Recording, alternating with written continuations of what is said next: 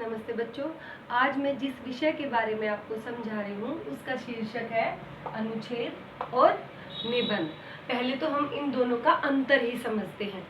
अनुच्छेद जो कि छोटा होता है, निबंध जो कि बड़ा होता है। अनुच्छेद में आपको अपने विचार, जिस विषय पे भी आप अनुच्छेद लिख रहे हैं, अपने विचार कम से कम शब्दों में बताने हैं और निबंध में आपको अधिक से अधिक शब्दों में बताने हैं। तो ये लिखते समय दोनों में जो समानता है, पहले हम उस पे बात करते हैं, फिर अंतर पे बात करते हैं। समानता क्या है?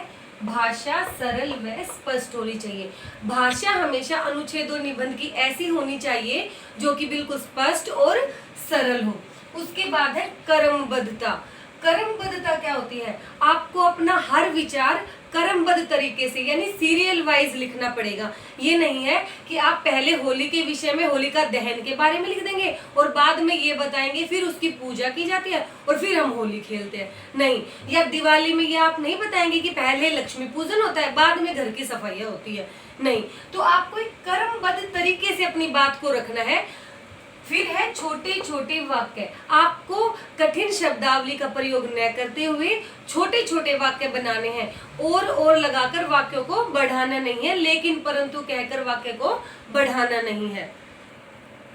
एक विषय या भाव पर आधारित।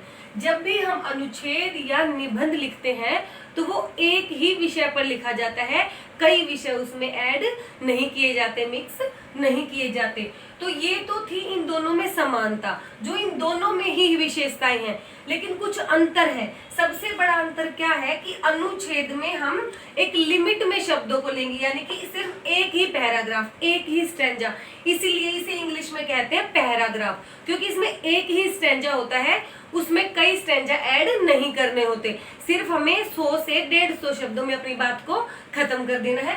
उसके बाद जो निबंध होता है उसमें अनेक पहरे होते हैं, यानी कि एक स्टैंजा उसमें भूमिका बांधेंगे, फिर दूसरा स्टैंजा कि ये कैसे और कहाँ मनाया जाता है, उसके बाद उसमें अंत में आप उपसंहार भी लिख सकते हैं।